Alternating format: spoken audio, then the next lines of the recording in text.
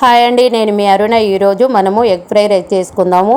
ఇంకా ఆలస్యం ఎందుకు, వీడియోలోకి వెళ్ళిపోదాము. ఈ వీడియోని ఎక్కడ స్కిప్ చేయకుండా లాస్ట్ వరకు చూసినట్టయితే మీకే పర్ఫెక్ట్గా అర్థమవుతుంది. దీనికి కావాల్సిన పదార్థాలు: సన్నగా తరిగిన క్యారెట్ ముక్కలు, పచ్చిమిర్చి ముక్కలు, కొత్తిమీర, ఆనియను, 3 గుడ్లు, గరం మసాలా, సాల్ట్, పసుపు, ఆవాలు, జీలకర్ర, సన్నగా కట్ చేసి పెట్టుకున్న క్యాబేజీ, కారం పొడి. ఇప్పుడు స్టవ్ ఆన్ చేసి స్టవ్ మీద ఒక నాన్ స్టిక్ కడాయి పెట్టుకోవాలి.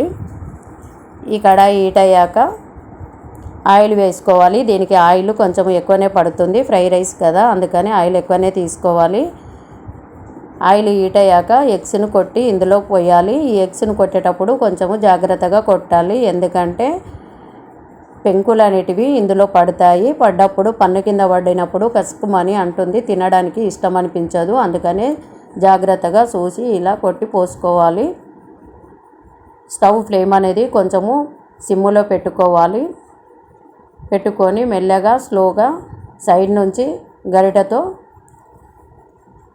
కలుపుకోవాలి. ఈ విధంగా వెంటనే కదిలించినట్టయితే ఉంటే ఎగ్స్ అనేవి సరిగ్గా ఉడకవండి, మొత్తము జిగ్గు జిగ్గు అవుతుంది. అందుకని కొంచెము బాయిల్ అయిన తర్వాతనే ఇలా సైడ్ నుంచి గరిటెతో అనుకోవాలండి. ఈ విధంగా ఇప్పుడు ఈ ఎగ్స్ అనేది మొత్తము నూనెలో ఫ్రై అవ్వాలి. నేను ఎగ్ ఫ్రై రైస్ అనేటివి 2-3 రకాలు చేస్తానండి, అందులో ఇదొక రకం అండి. ఈ విధంగా పిల్లలకు చేసి పెట్టినట్టయితే చాలా ఇష్టంగా తింటారు. పిల్లలైనా పెద్దలైనా ఎవరైనా ఇష్టంగా తింటారండి. ఇప్పుడు ఎగ్ అనేది ఫ్రై అయిపోయింది. దీన్ని మొత్తము మనము వేరొక బౌల్లోకి తీసుకుందాము. ఆయిల్ రాకుండా మొత్తము ఈ విధంగా తీసుకోవాలండి. ఇది తీసి పక్కకు పెట్టుకోవాలి. ఇప్పుడు అదే ఆయిల్లో ఆవాలు జీలకర్ర కూడా వేసుకొని, ఆవాలు జీలకర్ర ఫ్రై అయ్యాక ఇందులోనే మనము కట్ చేసి పెట్టుకున్న ఆనియన్ కూడా వేసుకోవాలి.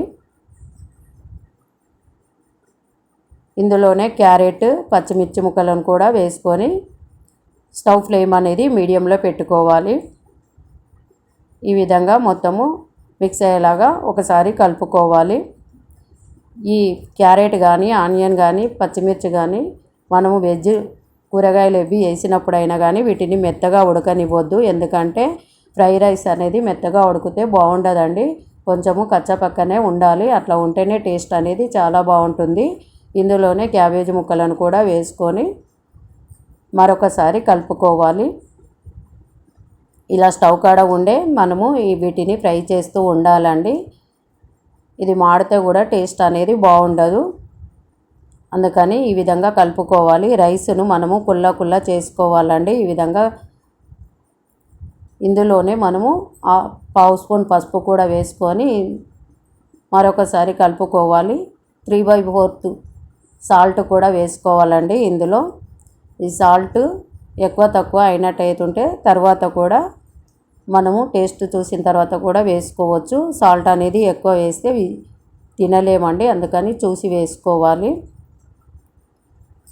ఇందులోనే మనము కలిపి పెట్టిన మొత్తము అన్నాన్ని కుల్లా చేసాం కదా, ఆ రైస్ను ఇందులో వేసుకోవాలండి. ఇలా వేసుకొని మెల్లగా కలుపుకోవాలి.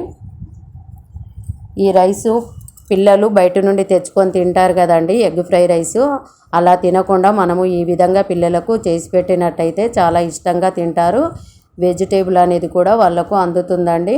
మనము ఏ కూరగాయలతోటైనా చేసుకోవచ్చు. మీ దగ్గర స్ప్రింగ్ ఆనియన్స్ ఉంటే కూడా అది కూడా వేసుకోవచ్చు అండి. ఈ విధంగా చేసి ఇచ్చినట్టయితే పిల్లలే కాదు పెద్దలు కూడా చాలా ఇష్టంగా తింటారు. ఇందులోనే మనము 1/2 స్పూన్ కారం కూడా వేసుకోవాలి.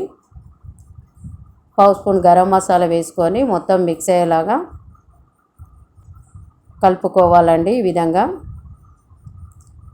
కొంచెం అన్నం ఫ్రై అయ్యాక మనము స్టవ్ ఆఫ్ చేసుకోవాలి. ఈ రైస్ బయట తెచ్చుకునే దానికంటే ఇంట్లో ఈ విధంగా చేసి పెట్టినట్టయితే ఎవరైనా ఇష్టంగా తింటారు. మీకు కూడా ఈ ఎగ్ ఫ్రై రైస్ నచ్చినట్టయితే మీరు కూడా ఒకసారి ట్రై చేసి కామెంట్ రూపంలో ఎలా ఉందో తెలియజేయండి. పైనుంచి కొంచెం కొత్తిమీర వేసుకొని స్టవ్ ఆఫ్ చేసుకుంటే అంతేనండి, ఎగ్ ఫ్రై రైస్ అనేది రెడీ అయిపోయింది. Thank you. చూసారు కదా ఫ్రెండ్స్, మా అమ్మ చేసిన ఎగ్ ఫ్రైడ్ రైస్. మీరు కూడా ట్రై చేసి ఎలా ఉందో చెప్పండి. Please like, share, comment and subscribe. Thank you for watching.